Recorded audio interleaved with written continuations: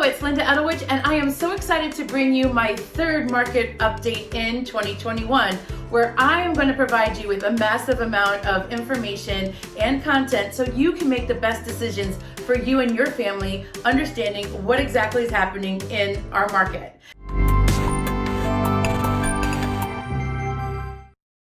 So this past week, we still have 48 homes that are on the market. And interestingly enough, we had a house that came on and off the market pretty quickly, priced at almost $1 million. I was super excited to see it come on the market and sell within 2 days. So that's really good information for our market, considering that price point can be somewhat slower than the rest of our markets. And like I've been talking about all along, Glastonbury is super interesting in how the markets and how buyers react to the different price points. Some price points will sell more than other price points. So we're sort of a micro market within a massive market in Glastonbury. We do have a lot of houses that sell because quite frankly, we have a really good amount of homes as compared to some of the other towns.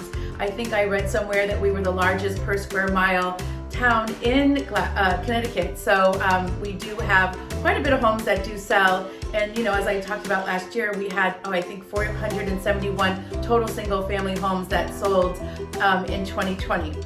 So this year and so far, we have 48 homes that seem to be on the market. Some come on, some come off. 19 of those are under 500,000. So we have a good amount that is over that 500,000 price point.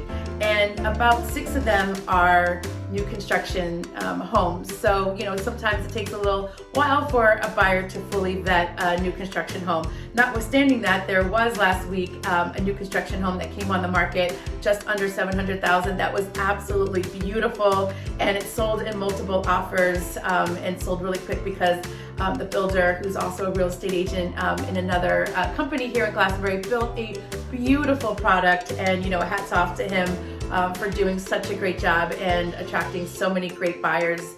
So we do know that there is a really healthy demand for buyers, and that's really the name of the game, is low inventory and buyers galore. And any price point that you're in right now, you put a house on the market, you are going to be a winner if you're a seller. And I said before, you're going to be a winner if you're a buyer too, because interest rates are still super low and affordability for housing is awesome, especially if you look at your monthly budget and what you're paying for, your housing dollar, as comparatively speaking to, where you were a couple years ago with a much higher price point. So housing hasn't just jumped to such crazy levels that it's still unobtainable. And do we expect that might happen? Well, not necessarily. I do feel that prices are definitely going to be going up. So we are in that sweet spot. You're great if you're a buyer, and you're awesome if you're a seller.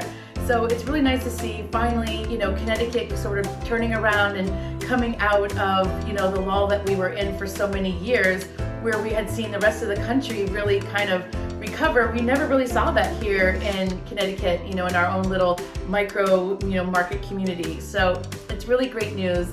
And we are seeing a really great influx of buyers. If you are a buyer, you are competing with buyers from other states, and you are competing with buyers that are cash. So my recommendation to you, if you are not a cash buyer, is to really be prepared as a buyer. When you're putting an offer in on the market, you are going to want to make sure that you have a certified pre-approval. You're going to want to make sure that your mortgage company that you're working with has all the documentation they need, and all you need to do is find the house and seek the appraisal out if you so choose to have an appraisal on a property. We did talk a little bit about that last week, that some buyers are foregoing the actual appraisal. They're having the appraisal because the bank wants one, but if there is sort of a delta or it's negative under the value of what you offered and are under contract for, some buyers are waiving that and taking that on and bringing that cash to the table, since they're not going to be able to put that into their mortgage. And that's a decision that each buyer has to make with their agent on each different property that you're going to write an offer on. So that's really what's going on in the Glastonbury market right now. It's great. It's hot. We aren't super cold. We're not in the polar vortex. So we still have buyers that are out there in droves looking for properties. And again, you're a seller. You put your house on the market soon. You are going to be a winner.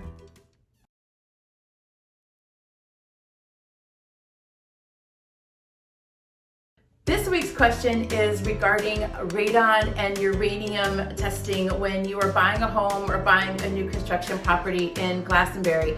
And I'm not going to sit here and purport that I am an expert in any way, shape, or form regarding this subject, and would just refer everyone back to the Glastonbury town's website, specifically the health department. They have great information, including the Connecticut EPA's website, if you want to check that out, on the Department of Environmental Protection with the state of Connecticut. All those are great resources for getting really super detailed information. But generally, I'll just kind of answer this question this way. There are pockets in Glastonbury that have high uranium in the water. They have high uranium testing that you want to make sure that you get done, whether you're new construction or if you are a resale. And even if you're a homeowner, they suggest really having that test done. I think it's every 5 years according to the Glastonbury Health Department. Radon in the water, you're going to want to test that every 2 years. You're going to want to test it if you have a major renovation project at your home, and when you go to purchase a home in Glastonbury. There's lots of ways you can treat. What I understand, for purposes of getting a CO, you do have a uranium in the water test that's done, and there is a level that's deemed unsafe. So if you're anywhere, your test comes in anywhere over 30, there are going to be recommendations on how you're going to treat that. And I know for just being involved in a lot of inspection and through that process, either I'm working with my buyer or I'm working with my seller, there's going to be that point of entry system for uranium that may have to be put on, or a point of use system if you have elevated uranium levels. And that really is which one are you going to ask for? And I would just say refer back to what's going on with your buyer, with your seller, what's being recommended, what your level is. Talk to a professional in the field, and they will give you the best advice. And it really comes down to what the buyer is comfortable with and what the seller is willing to do. And it's all a negotiation, just like everything else. So that's the pretty much a broad brush answer to that question.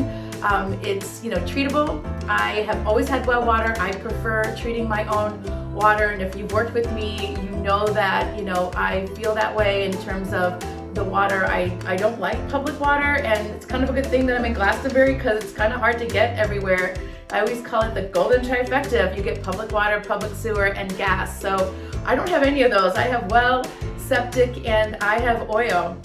But just interestingly to note, I have an extremely high level of radon in my water, and I have a really large bubbler system at my house. And that level is, if I can remember, it's like 87,000. So we do test our water for radon quite frequently, just to make sure that our bubbler system is doing its job. And I really had wondered, did I have high uranium? Because I always heard that if you have high radon in the air and water, you have high uranium. And so I had a uranium test done at my house, and it came back non-detectable. And I thought that was super interesting. And I did discuss that recently with one of the health officials at Glastonbury Town Hall, and they said it's kind of not unusual. They've heard that before. So just because you have radon in the water doesn't necessarily mean you're going to have high uranium, but test so you know for sure about your own home. And with that said, if there's any other questions, feel free to DM me, send me a text message, or just pick up the phone and call me. I'd be happy to chat with you. Take care, and we'll see you next week.